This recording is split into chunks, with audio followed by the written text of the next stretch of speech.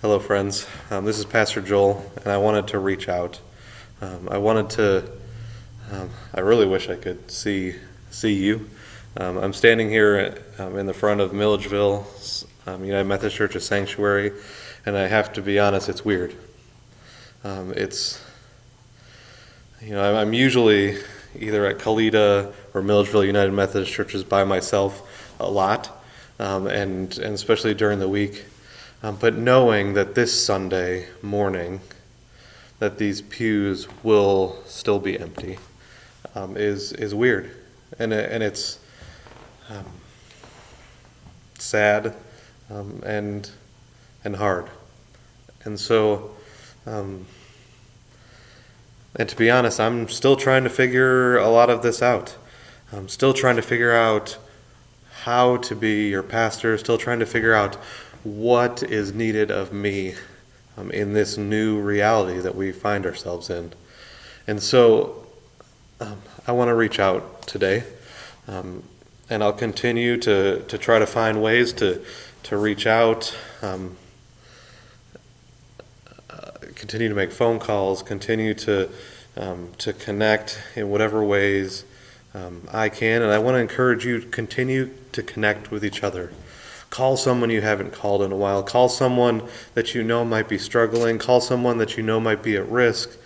And let's continue these relationships that are the foundation of what it means to be the church and what it means to do life together and what it means to love and care for others.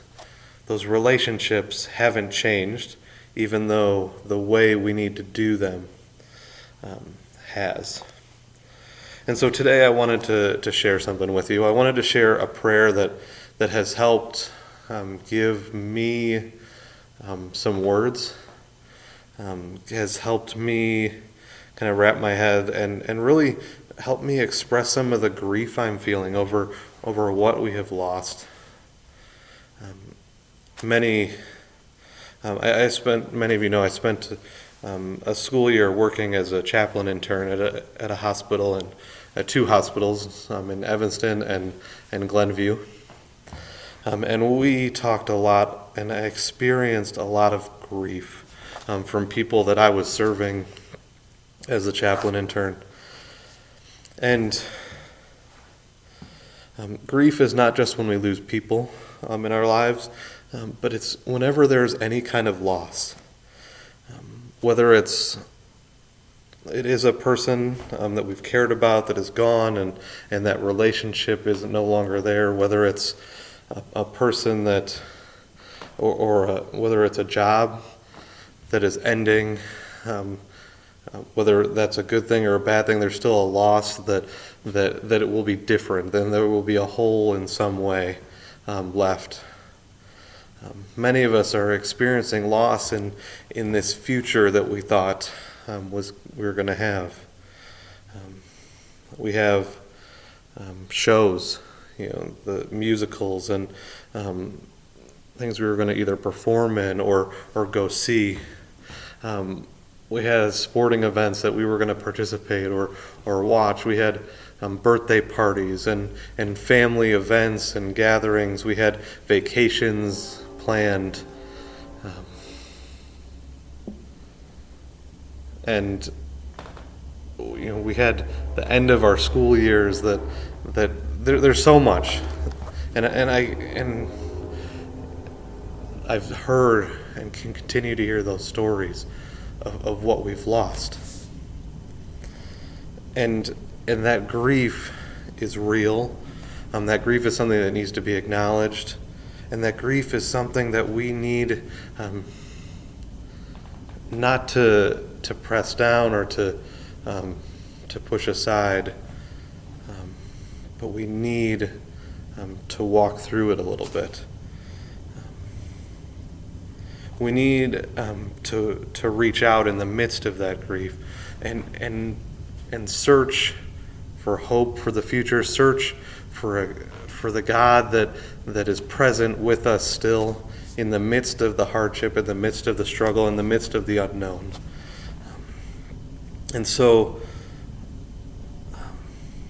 I want to encourage you to name what you've lost, and to name what is still unknown and what might be lost, and not as a way of dwelling on it, but as a way of giving it, of acknowledging it, as a way of giving it to God,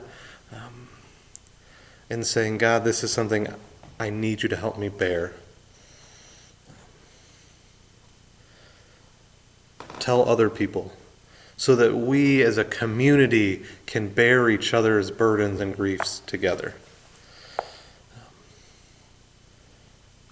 And so as I think about that, and as I've tried to process that for myself and tried to figure out what I wanted to say to you, I read this prayer, and I'm going to read it to you now. It's from a book that I recently got called Speaking Truth: Women Raising Their Voices in Prayer. It's fresh out of the gate with this book. It's only been out a few weeks.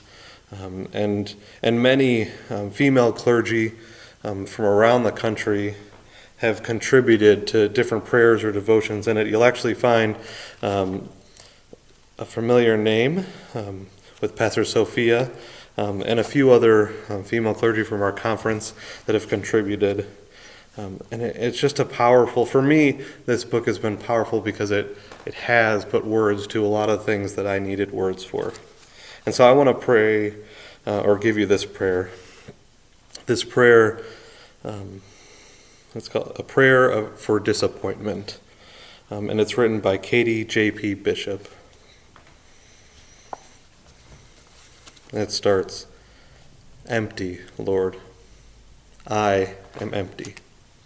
The space and place in my soul that was once filled with hope and future is now empty. Disappointment is stealing my joy.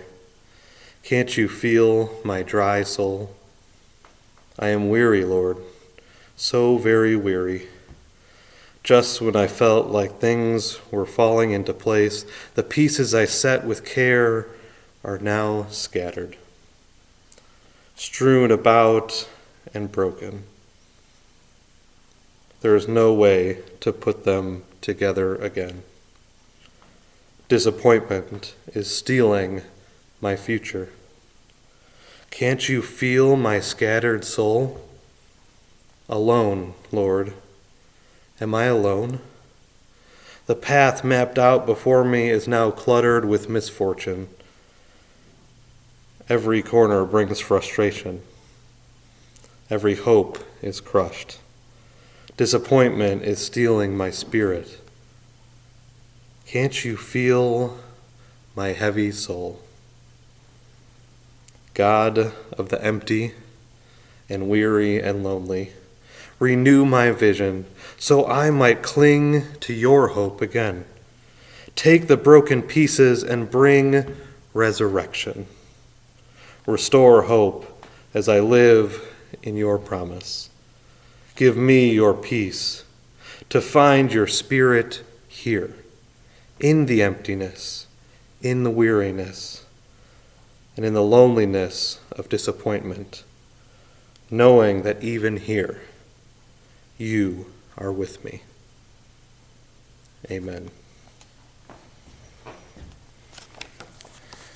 So my prayer for you today is that in the midst of this upheaval, in the midst of the grief, in the midst of the disappointment and the uncertainty, my prayer is that this would be an opportunity to see God's presence in the midst of those things, to see that God's love and grace is still with you, and maybe to experience that love and grace in new ways. My hope and my prayer is that in God we can find hope for each day. However many days we need it, however long this takes, my prayer So we'll continue to be for and with you. And I want you to know that I love you, and I want you to know that I miss you. And we'll see each other face to face soon. And so I'll leave it there. And I hope that God's grace and peace are present with you today and always, because God promises that they are.